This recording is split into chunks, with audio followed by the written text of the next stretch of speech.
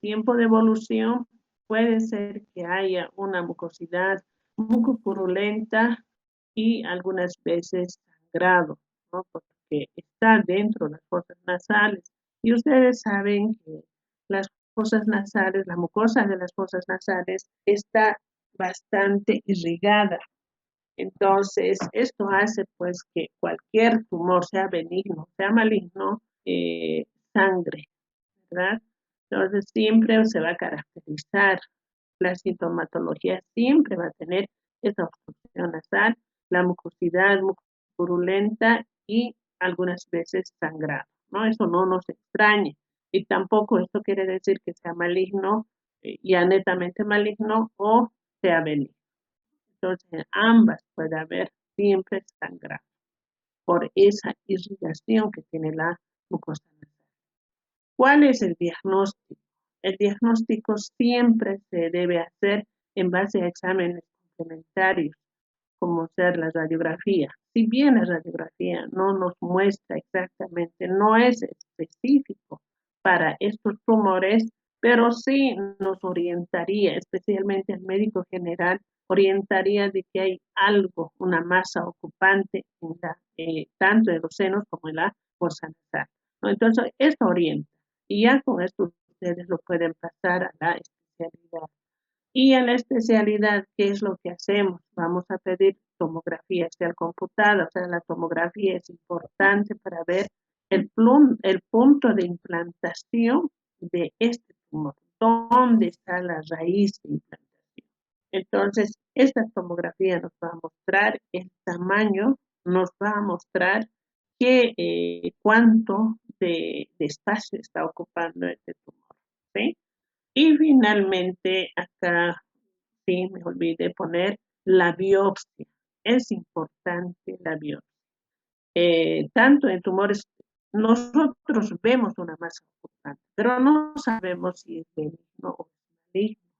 Entonces, para esto, para descartar que sea maligno, hay que hacer una biopsia. Y la biopsia en sí nos va a dar si es benigno o maligno, ¿sí? El estudio anatomopatológico nos va a decir si esto es benigno o es maligno. Entonces, son estas tres cosas importantes, estos tres exámenes complementarios importantes. Uno, la radiografía, que solo nos va a mostrar si hay una masa ocupante. La tomografía nos va a dar el tamaño exacto y el punto de implantación. Y luego la biopsia, que nos dirá si es maligno o benigno. Y dentro del tratamiento es importante tomar en cuenta que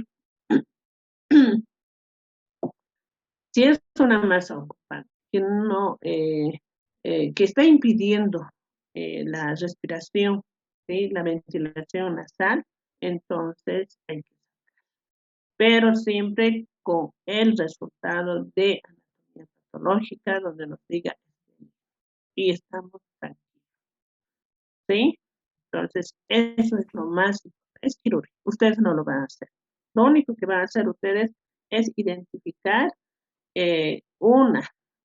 No siempre se pone, no, tumor benigno con signo de interrogación, ¿sí? O tumor maligno, si es que ustedes piensan que es tumor maligno. Y lo demás corresponde al estudio.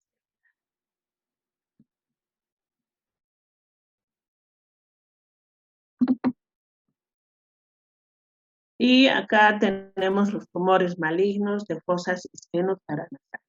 Entonces, dentro de los tumores malignos se dice que el 2% es la incidencia de los cánceres en esta parte que es la vía respiratoria alta, ¿no? Es un 2%, no es tan alto, pero considera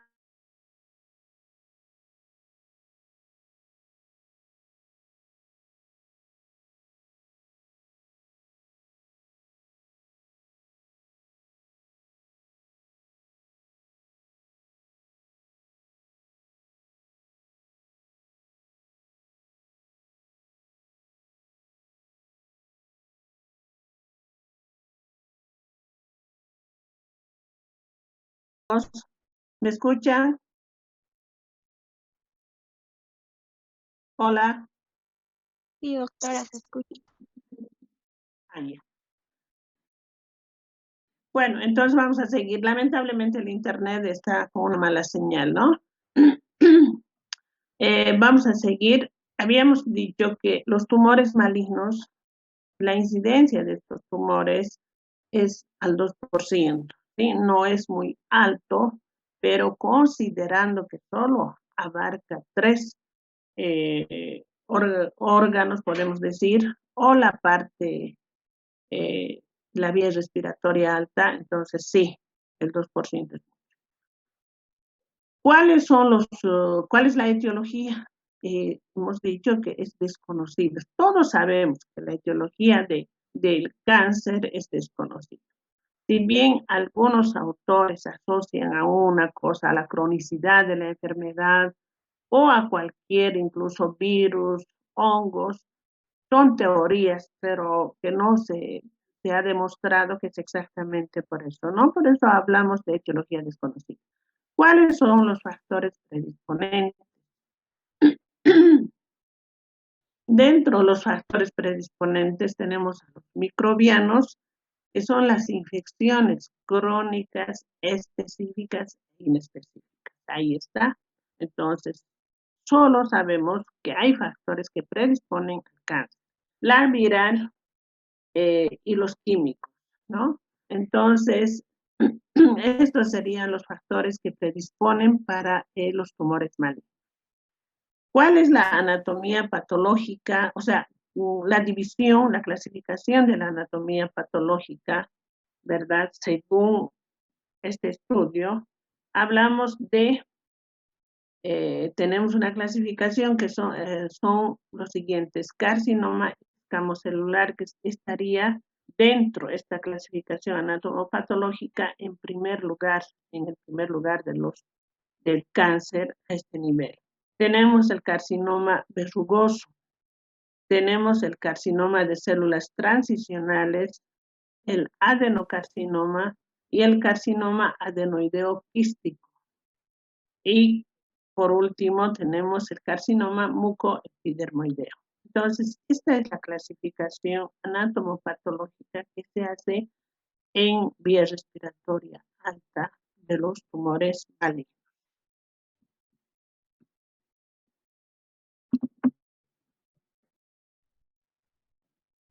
Y también en los tumores malignos se hace otra clasificación que es según TNM, ¿no? Según el crecimiento del tumor, a qué ganglios abarca y la metástasis, ¿no?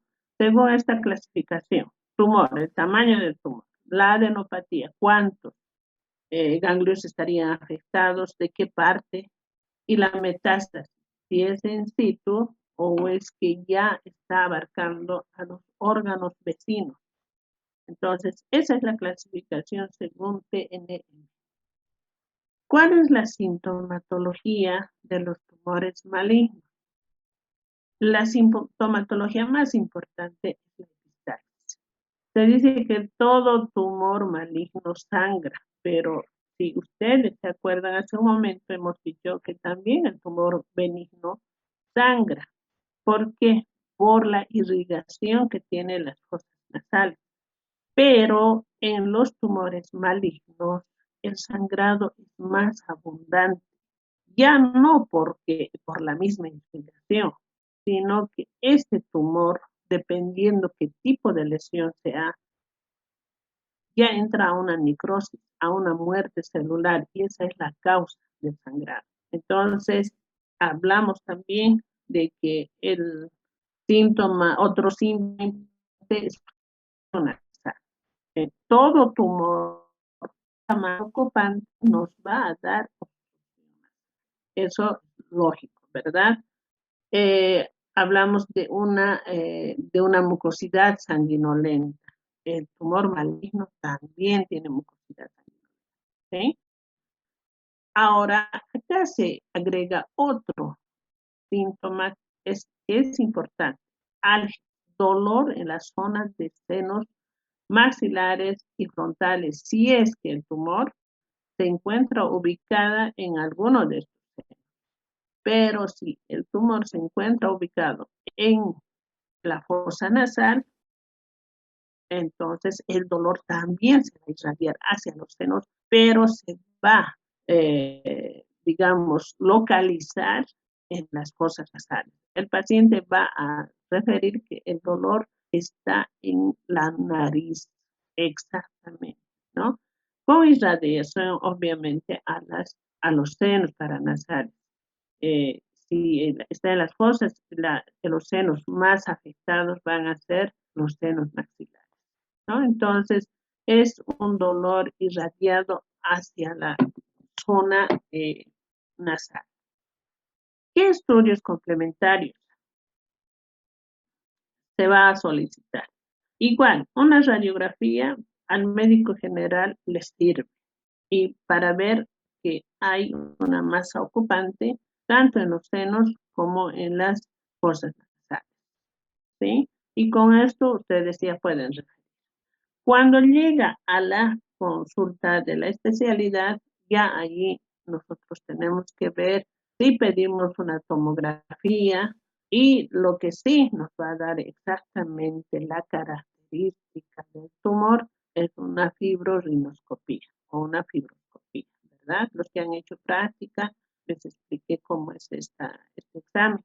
Entonces, entra por la nariz, por eso se llama fibrorinoscopía o rinofibroscopía, y esto nos va a mostrar, es igual que el endoscopio, donde nos va a mostrar, nosotros vamos a poder ver el color del tumor. Si este tumor es bastante irrigada, vascularizada, vamos a poder ver. Vamos a poder ver el tamaño, ¿sí?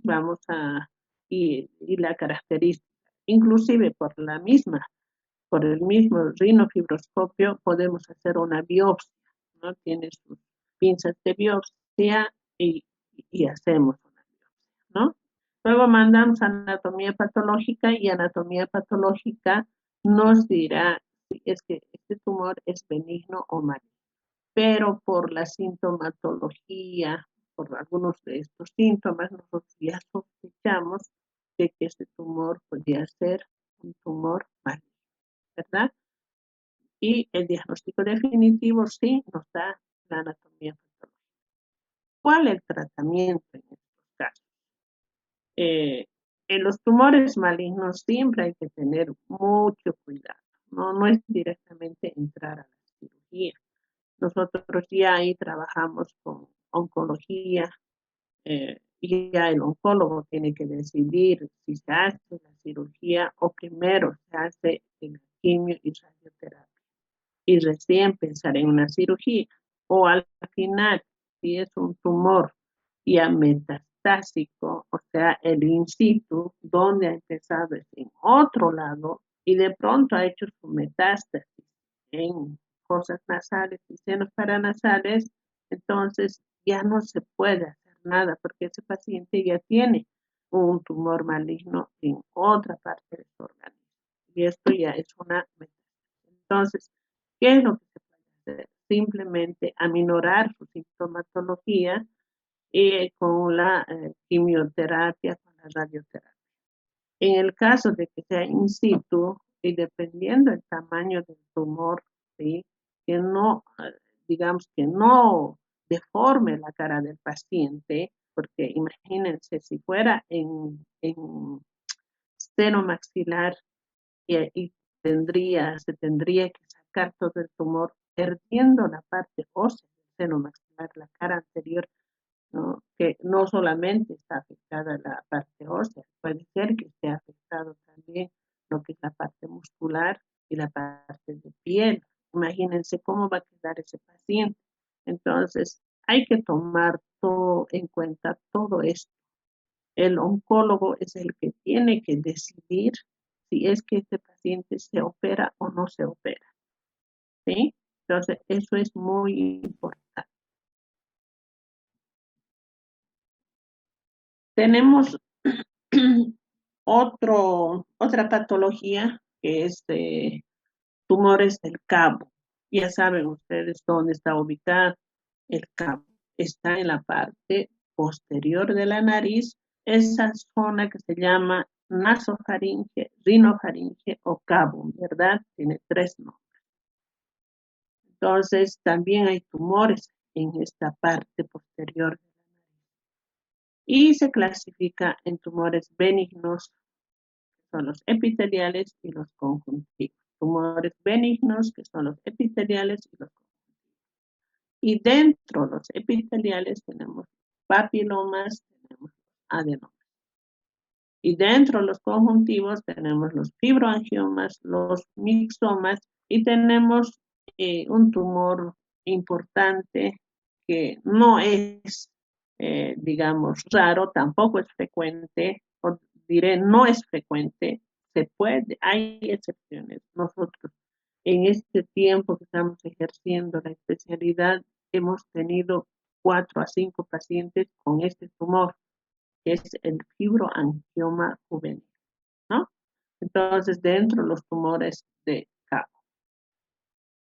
Tenemos los tumores malignos, que serían de la serie epitelial, y el más importante es el carcinoma epidermoide. Y la serie conjuntiva, ¿no? Los tumores malignos, la serie epitelial es la más importante y la frecuente, por eso esa nada más estamos mencionando, es el carcinoma epidermoide.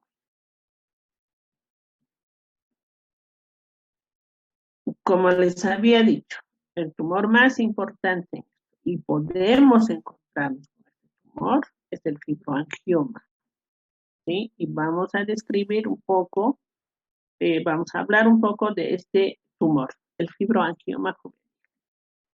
Si ustedes ven, acá está en la radiografía de cabo que hemos mencionado, ¿verdad?, en la práctica, y cuando hemos hecho que es la patología de hipertrofia adenoidea. Esta es la radiografía de cabo, ¿sí?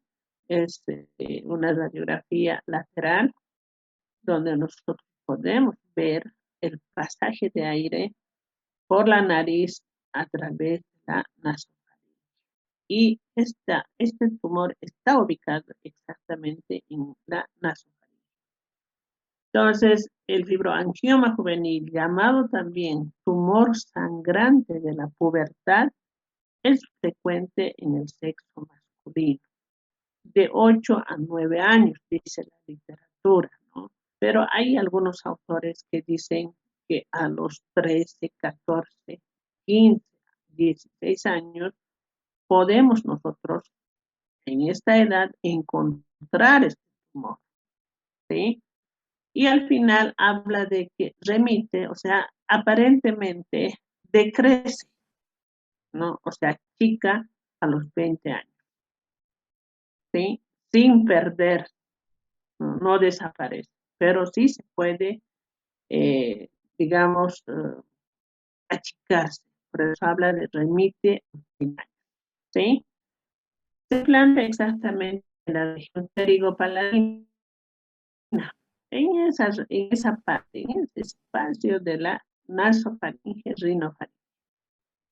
Se dice que tiene un crecimiento ilimitado en todas las direcciones. Puede invadir fosas nasales, senos maxilares, órbita y base de cráneo. Por eso es que algunos autores consideran que este fibroangioma juvenil es maligno. Escuchen bien esto. Histopatológicamente, el fibroangioma juvenil es benigno. Histopatológicamente, según la anatomía patológica, este tumor es benigno, no tiene células malignas. Pero hay algunos autores que consideran que este tumor es maligno, pero por su crecimiento, porque tiene un crecimiento ilimitado. Y dice que desde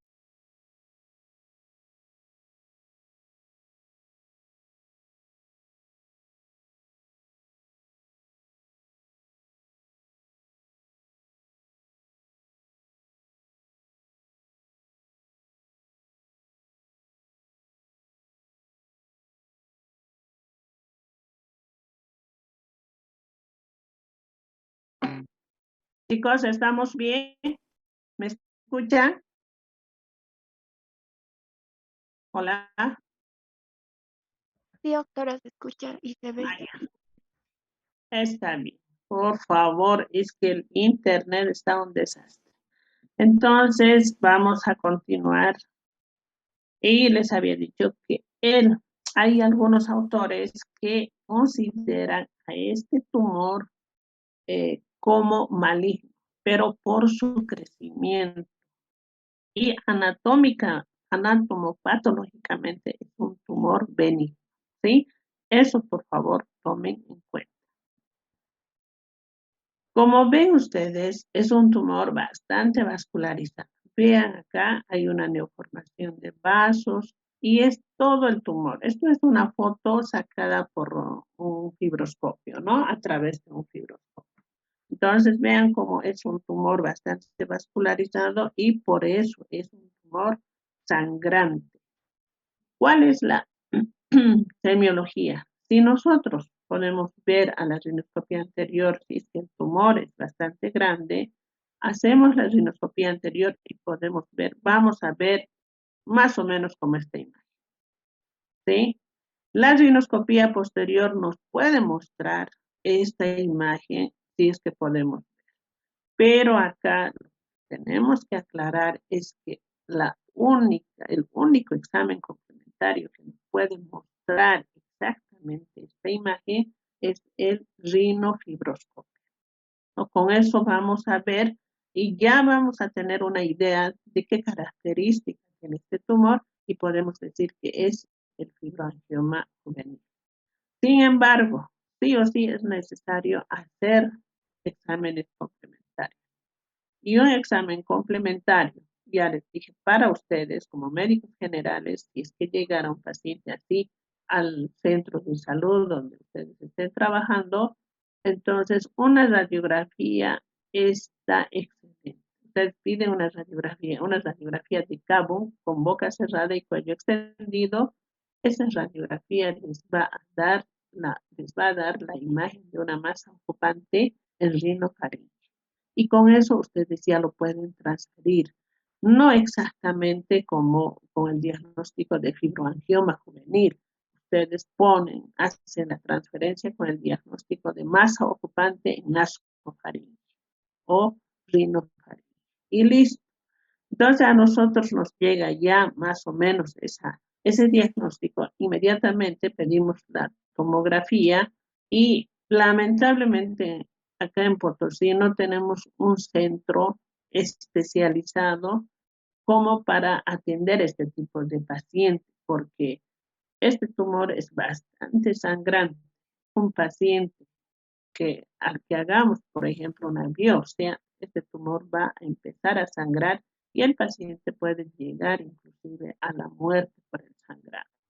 Entonces, ¿qué hacemos? Nosotros pediremos una tomografía, veremos ahí que evidentemente hay una masa ocupante y podemos hacer la rinofibroscopía, visualizar si hay esta imagen o no. Si hay esta imagen, entonces ya estamos, digamos, con el 60-70% del diagnóstico de fibroangioma. Entonces lo mandamos a Santa Cruz. Santa Cruz, la caja petrolera, es el único lugar que tiene todo bien equipado como para entrar a una cirugía de este tumor, ¿no? Entonces, ¿qué se hace? Inmediatamente le van a hacer una arteriografía selectiva porque tienen que estar seguros de que se trata del fibroangioma juvenil y luego hacer una biopsia. También hay que descartar de que no sea un tumor maligno, ¿verdad? Entonces van a entrar con eso. Pero para hacer todo, la arteriografía selectiva, para hacer la biopsia, ya tiene que estar en ese lugar adecuado, apropiado, como para inmediatamente, si es que empieza a sangrar en la biopsia, inmediatamente ya ellos puedan proceder a la cirugía, a la ligadura de todos los vasos que están en este tumor. Entonces, sí o sí tiene que, para hacerse una biopsia, tiene que estar en este centro ya preparado con todo el instrumental adecuado para ya entrar a una intervención. ¿Cuáles son las complicaciones? la complicación más grande de este tumor es la hemorragia, una hemorragia severa que puede llevar a la muerte al paciente. Y luego su crecimiento puede afectar y dar síndromes neurológicos y entrar inclusive al cerebro y dar los síndromes neurológicos, ¿no? Esas son las complicaciones más grandes que obviamente van a llevar a la muerte del paciente. ¿Cuál es el tratamiento? Lo que les había dicho, es quirúrgico, netamente quirúrgico. Entonces, importante, ya empiezan a hacer la biopsia, está por la toma de biopsia, puede empezar a sangrar, ya ahí nomás tienen que hacer la embolización intraoperatoria, ¿no? Entonces, tratar de hacer todas las ligaduras, la embolización, exactamente esa es la técnica para dentro de la cirugía de este tumor. Y luego ya embolizando todos aquellos vasos, todas estas, estos vasos que se ven, lo van a embolizar y luego seguirán con la cirugía, la ligadura de las arterias, la arteria esfenopalatina, que es la más sangrante en la parte de rinofaringe, ¿no? Entonces, se ligará todo esto, se sacará el tumor y ese paciente se puede salvar, ¿no? Pero acá lo importante, chicos, yo en estos años he visto 4 pacientes o 5 pacientes. De los 5 se han salvado 2 y 3 han fallecido. Entonces, es una patología realmente que lleva a la muerte. Eh, no es frecuente, pero sí se presenta. Eso es lo que tenemos que tomar en cuenta. Y justamente la clínica, el centro diagnóstico se presentó este caso, ¿no? Cuando un médico general estaba trabajando, estaba haciendo su turno y llegó un jovencito de 14 años con un sangrado fatal. No se sabía por qué estaba sangrando. A mí me llamaron para hacer taponajes, más se había inclinado el diagnóstico a una discrasia sanguínea, pensando que era una leucemia. Y cuando yo llego, el sangrado era masivo, hemos taponado fosas nasales y de pronto pregunto, siempre se nos tiene que venir, por algo estamos haciendo estas patologías, ¿verdad? Y 14 años, varón, ¿no será un fibroangioma juvenil? Se me vino a la mente. Y llamamos a radiología, al técnico de rayos, y mando la solicitud de que por favor haga la radiografía de cabo. Entonces el técnico inmediatamente trasladó al paciente a rayos, le sacaron la radiografía y evidentemente se veía esta imagen, una masa ocupante en la rinofaringe. Entonces, inmediatamente, mire, también suerte, ¿no? Del paciente. Este paciente era asegurado a la caja petrolera. Y ya inmediatamente mandamos a este paciente hasta Sucre en ambulancia, siempre rogando que llegue, porque el sangrado, si bien habíamos parado un poco, pero seguía sangrando por la parte posterior. Y obviamente no se podía hacer un taponaje posterior porque esa masa estaba ocupando. Imposible que el globito de la sonda Foley pueda ingresar a esta parte. Entonces, ya con coagulantes, con todo medicado, habíamos logrado un poquito bajar el sangrado, ¿no? Entonces fueron hasta Sucre en ambulancia, de Sucre en un vuelo hasta Santa Cruz e inmediatamente entró. Ese fue el jovencito, el adolescente que se salvó. Luego hubieron otros pacientes, como les dije, de 5 pacientes, hemos visto 2 se han salvado y los 3 han fallecido por el sangrado masivo. Es un tumor bastante sangrante que lleva a la muerte, ¿no? Entonces, acuérdense, cuando ustedes vayan a trabajar a un centro de salud, siempre piensen en esto. Si ven a un jovencito, a un adolescente con un sangrado masivo. Y otra cosita que tienen que tener en cuenta es que el adolescente paciente que sangre casi siempre tiene rinolalia. ¿Qué quiere decir eso? que habla con voz nasalizada porque no puede, no está ventilando, ¿no? Entonces hay una masa. Eso también es un dato importante. Bueno, si hay alguna pregunta sobre el fibroangioma juvenil, Doctora, sí, una consultita, no le entendí bien, justamente se cortó. Anatómicamente era benigno, ¿verdad? Pero el tamaño era maligno, eso no lo entendí bien. ya. Se dice que anatomopatológicamente, la anatomía patológica es la que nos dice si es maligno o benigno, ¿verdad? Porque se hace el estudio celular. Entonces, si hay células malignas, nos dirá de qué tipo y nos dirá si es un tumor maligno, ¿verdad?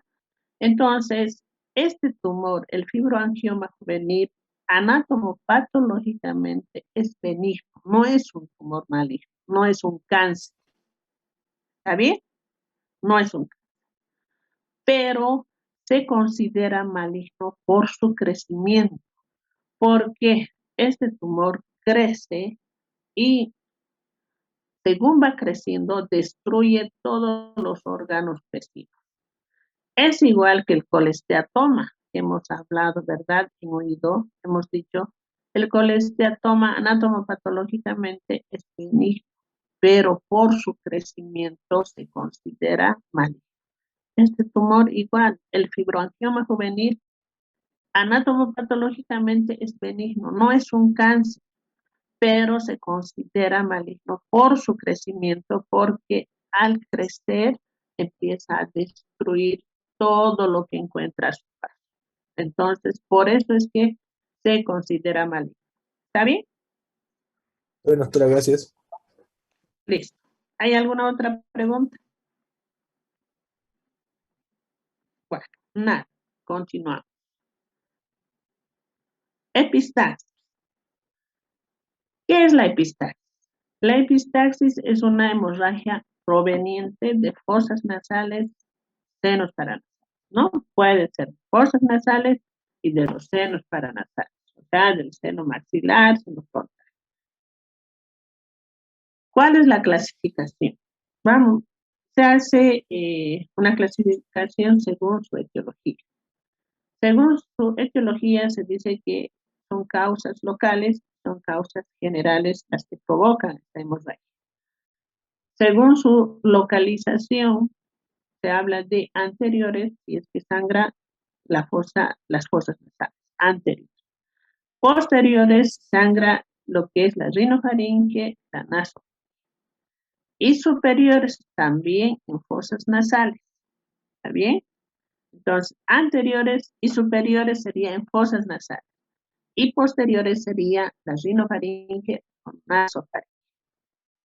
Según su frecuencia, se habla de, se hace la clasificación de aislados, o sea, sangrados de vez en cuando, decimos, ¿verdad? Y el paciente, no, usted sangra frecuentemente, no, de vez en cuando, listo, aislados. Recidivantes, aquellos que sangran frecuentemente, una vez, dos veces a la semana, algunas veces cada día. Entonces, a eso se da la clasificación de según la frecuencia.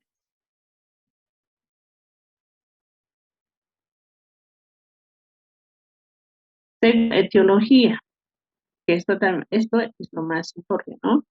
Hablamos de causas locales. ¿Qué causas locales podrían hacer sangrar en las fosas nasales? Los traumatismos.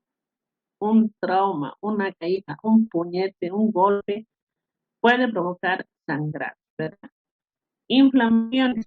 Si la mucosa está de una rinitis alérgica, por ejemplo, la mucosa constantemente está inflamada y eso hace sangrar las inflamaciones. Una rinitis alérgica que hace que la mucosa esté constantemente inflamada. Eso hace. Cuerpos extraños, especialmente los niños. Los niños se colocan perlitas, se colocan cualquier cuerpo extraño. Entonces, al querer sacar o al meter también se descarga, hasta piedritas se ponen en la nariz. Entonces, al meter, ya le están descargando la mucosa y ya está, llega al hospital sangrando. La vasodilatación, ¿en qué caso se da la vasodilatación? La vasodilatación se da en fiebre, ¿no? Un niño o un adulto también, si tiene una infección y hace fiebres altas, también puede hacer sangrar por vasodilatación. Tumores, los que hemos visto, tumor, el fibroangioma juvenil, los tumores benignos, tumores malignos, también hacen sangrar.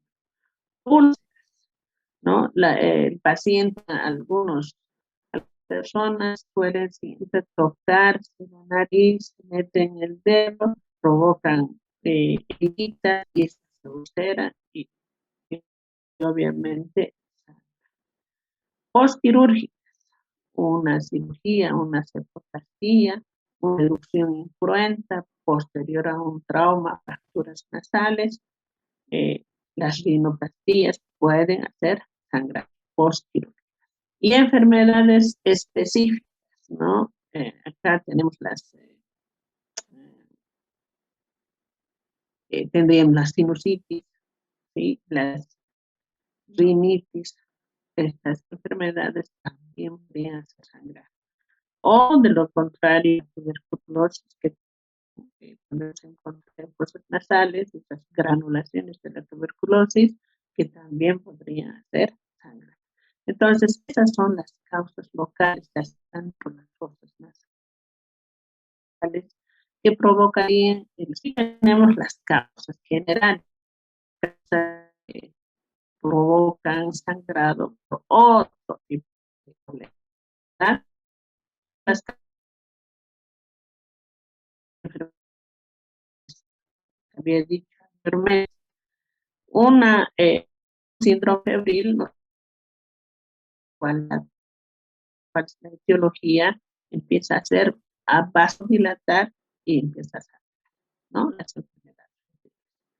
Tenemos la hipertensión arterial en las personas mayores. Ahora ya podemos decir que una persona puede hacer hipertensión no siempre es en mayores, en personas jóvenes.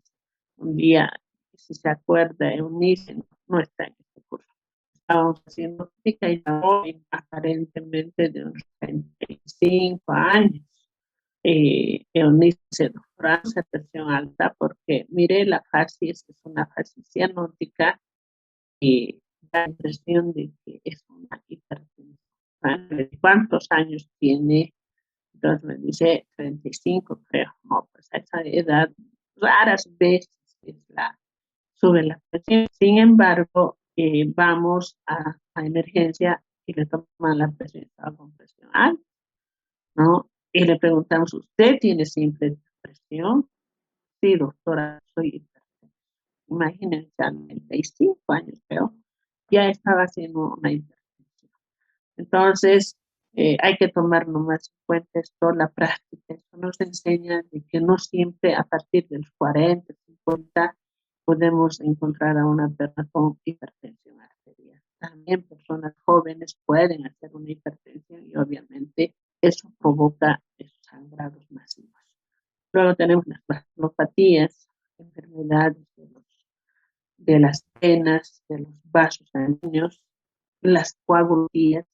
Todas estas enfermedades, coagulopatías, se consideran las plaquetopenias, porque ustedes saben que las plaquetas son las encargadas de formar el coágulo. Si hay, digamos, algún problema a nivel de las plaquetas, una disminución, una trombocitopenia, obviamente vamos a tener sangrado, porque no se va a formar el coágulo, ¿verdad? Entonces, todo esto, todas estas enfermedades de la sangre, colocamos al diagnóstico de discrasias sanguíneas. Cualquiera sea eso, lo va a averiguar el hematólogo, qué tipo de enfermedad es. Y nosotros ya para transferir, por ejemplo, a hematología, tenemos que hablar de discrasia sanguínea sin especificar qué tipo de discrasia es, ¿no? Entonces, hacemos ese tipo de transferencia. Pues acuérdense, causas generales, enfermedades febriles de origen desconocido, que hacen que haya una vasodilatación y empiece a sangrar. La hipertensión arterial también hace sangrar. Las coagulopatías, las distrofia en general hacen sangrar, ¿no? Entonces son las causas generales. Según su localización, tenemos anteriores y en las fosas nasales. Acuérdense que hemos hablado de la mancha vascular de Kisselbach y esta mancha ha entrado también en esta pregunta. Examen, ¿dónde se encuentra la mancha del área de Bach? ¿En qué parte? Parte antero superior de la fosa nasal. Esa era la respuesta.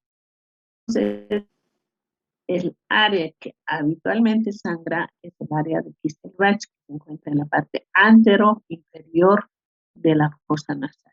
El área que habitualmente sangra es el área de Kistelbach, o mancha vascular de Kistelbach, que es la zona donde confluyen todos los vasitos que irrigan la fosa nasal.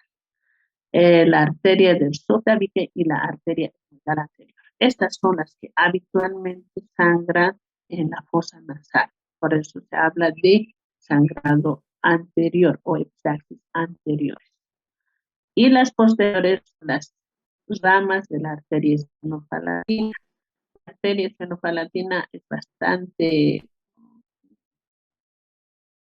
de diámetro bastante grande y las ramas obviamente son también, ¿no? De diámetro grande.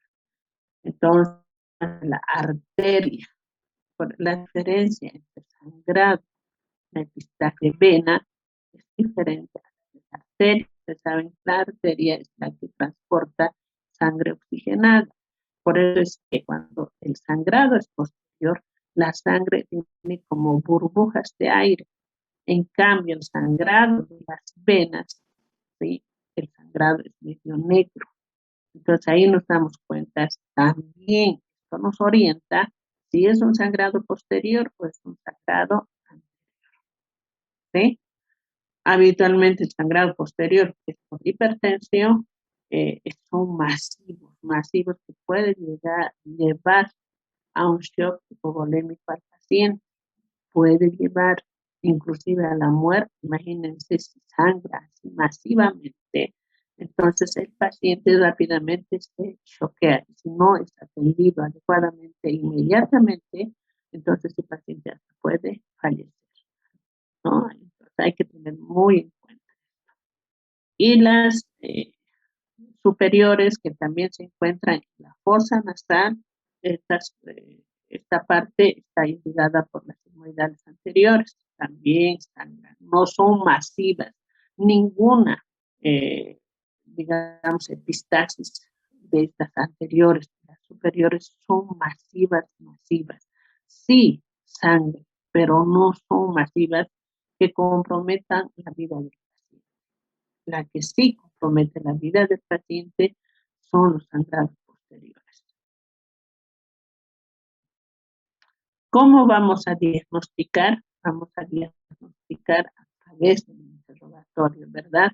Entonces, mientras nosotros nos preparamos para hacer un taponaje, para calmar ese sangrado, para parar ese sangrado, tenemos que interrogar, preguntar, por ejemplo, dependiendo de la edad, preguntamos, ¿es usted hipertenso? Si está en la familia, entonces la familia toma algún medicamento para la presión, si ha tomado en estos días, cómo fue. Entonces, eso nos va a llevar a diagnóstico. En los niños, los papás, la mamá, ha hecho fiebre en los anteriores días, estaba con dolor de estómago, porque la salmonela también lleva sangrados en los niños, ¿no? Preguntamos eso, si estaba con dolor de estómago, si estaba con deposiciones líquidas, vómitos, cosas de que nos oriente por qué sangraba. Había fiebre, estaba con tos, estaba con gripe, había dolor de garganta, dolor de oído. Este tipo de infecciones llevan a un síndrome febril y obviamente el síndrome febril nos va a llevar a la vasodilatación y al sangrado. Luego, si se puede hacer, no siempre se puede hacer rinoscopia anterior y posterior con la finalidad de ver que está sangrando, pero si es sangrado masivo, por ejemplo, un sangrado posterior, es difícil visualizar eh, en el sangrado anterior igual. Es difícil, si bien podemos hacer una rinoscopía anterior y posterior, pero no podemos identificar exactamente de qué parte está sangrando, ¿no? Pero se puede hacer, teóricamente se puede hacer. En cuanto al tratamiento local, es lo más importante, ¿no? Una epistaxis anterior, el taponaje anterior. Sí, hay que hacer. En una epistaxis posterior, el taponaje postero anterior, ¿sí? Epistaxis posterior, un taponaje postero anterior. En una epistaxis superior, el taponaje anterior. Vamos a ver, les voy a mostrar esquemitas de cómo se hace el taponaje anterior y posterior. Y en el tratamiento general, para las epistaxis con repercusión general grave, ¿verdad? En el estado general del paciente, ¿verdad? Entonces, lo primero que se debe hacer, se dice tratamiento inmediato. ¿Qué es lo que se debe hacer? Inmediatamente en estas epistaxis masivas. Es la interacción entre el personal, ¿no? Entre el médico, la enfermera, y si hay laboratorio, necesitamos la interacción del personal. Segundo, tratamiento de la anemia y del leucovolémico. Ya dentro de la interacción, ¿qué es lo que se hace? Nosotros vamos a ver clínicamente si este paciente ha sangrado mucho, no, la información, el interrogatorio nos va a dar esto. Si ha sangrado mucho, es que este paciente probablemente está haciendo una anemia, ¿verdad? Está entrando a un shock. Entonces, ahí se tiene que actuar inmediatamente. Laboratorio sacará la muestra y nos dirá si es que está haciendo anemia aguda o no. Luego ya la enfermera tiene que hacer la vía, colocar una vía y meter a chorro, ¿sí? Una solución. Entonces, tratar de sacar de esa hipovolemia al paciente de ese shock hipovolémico. Hay que hacer transfusión, hay que hacerlo inmediatamente, ¿no? Entonces, tratar de estabilizar al paciente.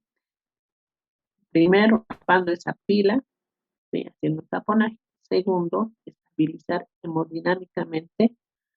Y luego viene el tratamiento mediato. En el tratamiento mediato ya vamos a saber ya más o menos la causa. ¿Por qué?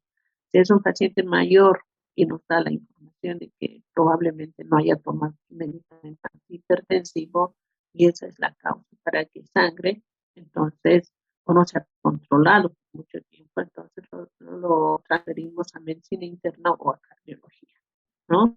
Pero en la emergencia va a hacer su tratamiento el médico de emergencia, si es que está hipertenso.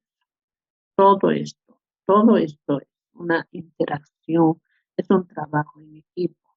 Tiene que actuar ahí el médico de emergencia, el otorrino hará el taponaje, el médico de emergencia va a hacer la estabilización hemodinámica del paciente. Y luego, cuando ya todo se ha parado, se ha recuperado, se ha estabilizado al paciente, entonces hay que pasarlo a cada especialista, será medicina interna, a cardiología, según la causa, o a pediatría, si es un niño, ¿verdad? Entonces, ese es el tratamiento inmediato, ¿no? Transferir a las especialidades que corresponda la patología causante de este sangrado. ¿Está bien? Si hay alguna pregunta, chicos.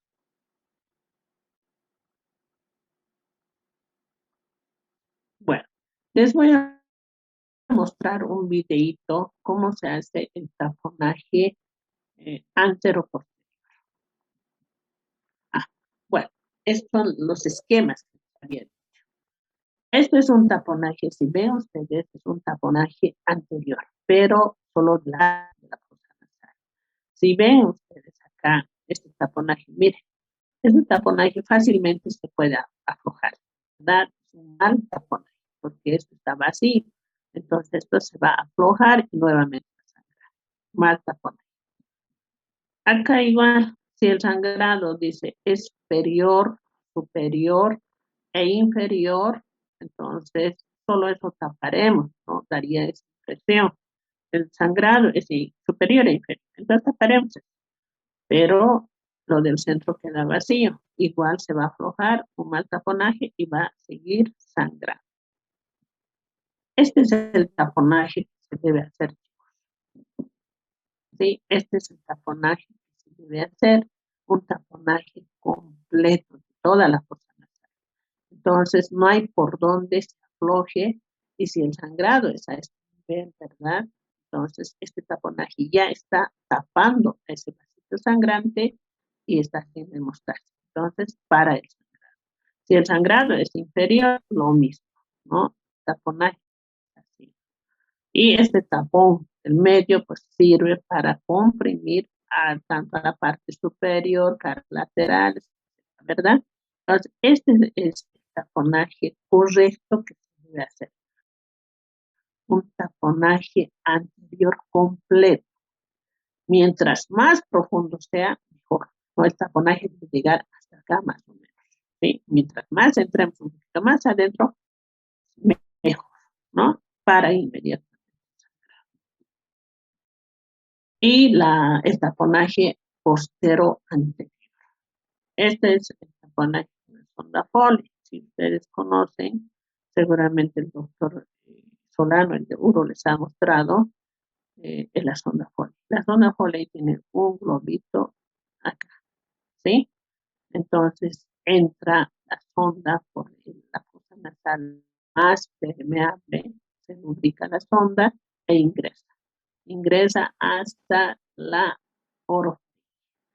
Con baja lengüitas nosotros vamos a ver que la punta de la sonda está en la orofaringe. Luego, con una jeringa, cargamos, puede ser agua o aire, cargamos 20 cc, una jeringa de 20 cc. Entonces, introducimos sea agua o aire e inflamos el globito. Inflamos el globito acá en orofaringe y luego jalamos la sonda y este globito va a ir a parar a lo que es la orofaringe, la nasofaringe, ¿no? Detrás de la úvula hay un espacio, ¿verdad? Entonces jalamos y eso se encaja a la nasofaringe y luego ya para el sangrado, en un sangrado posterior de las ramas de la esfenopalatina, ¿verdad? También hay otro tipo de sondas donde tienen dos balones, vean, uno para el taponaje posterior y otro para el anterior, pero tampoco son muy buenas. Aparte que no tenemos nosotros acá en el mercado. En ninguna farmacia vamos a encontrar este tipo de balón igual para un taponaje anterior. Miren cómo lo tapa y se infla el globito y ya lo tapa todo, sin necesidad de utilizar gas, pero tampoco hay en farmacia. Este es el taponaje anteroposterior. Miren, acá está el globito donde está encajado en la nasofaringe, ¿sí? Una epistaxis posterior, y hay que hacer a la vez, hay que hacer un taponaje anterior. Uno para por ahí también sangrado anterior, es anterior y posterior, entonces nosotros hacemos el taponaje anterior con la finalidad de calmar el sangrado anterior. Y el globito, la sonda Foley para calmar el sangrado posterior. Entonces vean cómo se asegura esta sonda con una bigoterita a este nivel, ¿verdad? Y listo. Ya está solucionado el problema del sangrado posterior y si hay anterior también. Los dos sangrados se solucionan con este taponaje taponaje postero anterior, ¿sí? Taponaje postero anterior.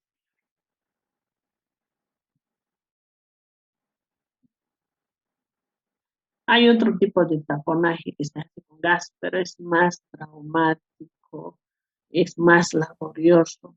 traumático para el paciente porque no fácilmente va a entrar así como entra la sonda Foley. Se hace con la sonda Nelaton. Primero se fabrica un tapón de gasa del tamaño, ¿no? Más o menos así. Y luego necesitamos sí o sí de una sonda, que es la sonda Nelaton, también de urología, ¿no? Vean ustedes, esta sonda se introduce por la nariz, se saca por la boca. Ahí está. Luego, ese taponcito que hemos fabricado de gasa se fija en la sonda, ¿no? Se fija con dos cabos en la sonda. Y miren ahora cómo se tiene que jalar esta sonda, se tiene que jalar hacia adelante, la que está saliendo por la nariz. Y este tapón encajamos a la nasofaringe ayudándonos con un dedo. Vean esta maniobra en este momento. Esta maniobra es bastante traumática, bastante traumática.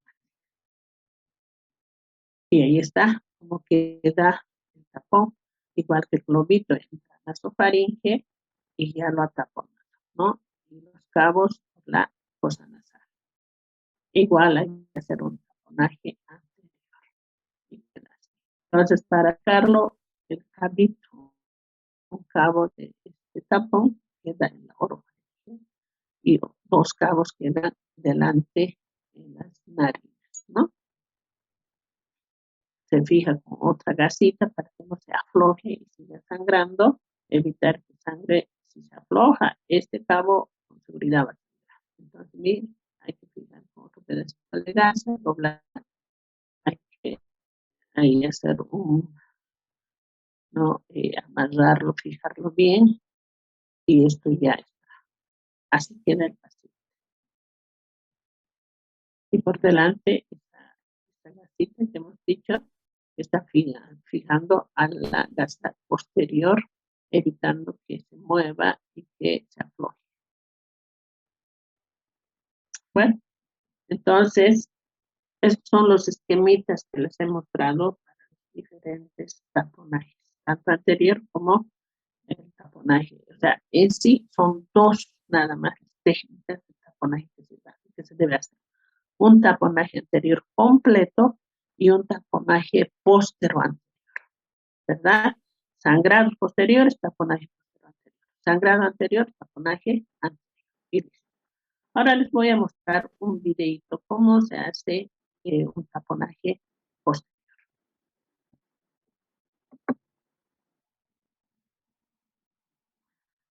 Antes, previamente, se ha colocado algodoncitos embebidos en el cocaína que se está sacando, ¿sí?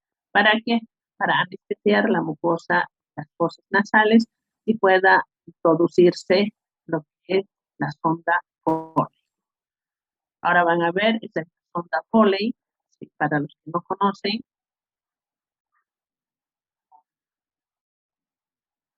Lo que dice el doctor es, antes de poner la sonda Foley siempre hay que hacer la prueba de que el globito esté intacto y se infle, ¿no? Hay que probar siempre.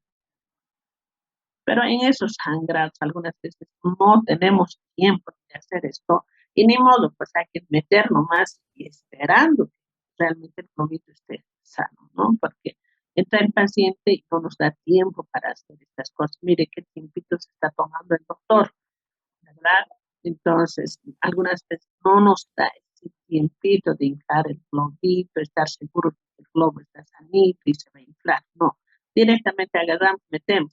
Está, no da, no se infla, bueno, hay que cambiar otro, nada más, ¿no? Entonces, eso es lo que se debe hacer. Ahí está la sonda Foley, está inflando aire, tiene que inflar el globito.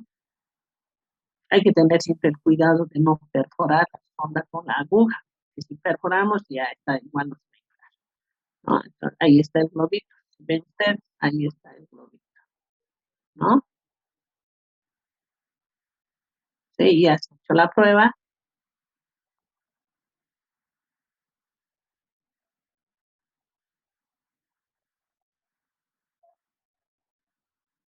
Esa punta de la sonda Foley está lubricada. Hay que lubricarlo siempre, ¿no? Vean, así se ingresa por la fosa nasal más permeable, ya se está colocando la sonda, provoca esas reacciones siempre en el paciente, no es nada agradable, ¿verdad? Y luego hay que ver si ya está en orofaringe la punta de la sonda. Con baja lengüita es bajar la lengua y ver que está en la orofaringe. Listo, ya se han visto. Ahora hay que cargar, vean, hay que cargar líquido o aire, ¿sí? Y listo, se carga más o menos 16 a 17 ml de agua o aire entra. Y luego sacar ya el globito se ha inflado y luego, ahí está. Vean como aquí está introduciendo todo y está, miren, ha jalado y no se sale. Eso quiere decir que ya el globito está inflado y al jalar ha ingresado en la nasofaringe, ¿no? Se desinfla el globito y tranquilamente sale la sonda, ¿no? Entonces, esa es la maniobra para hacer un taponaje postero anterior. Si hay alguna pregunta, chicos, aunque ya es hora.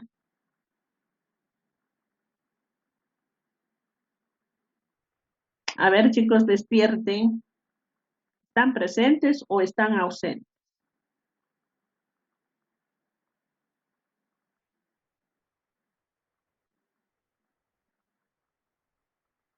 Bueno, ¿han entendido? No han entendido.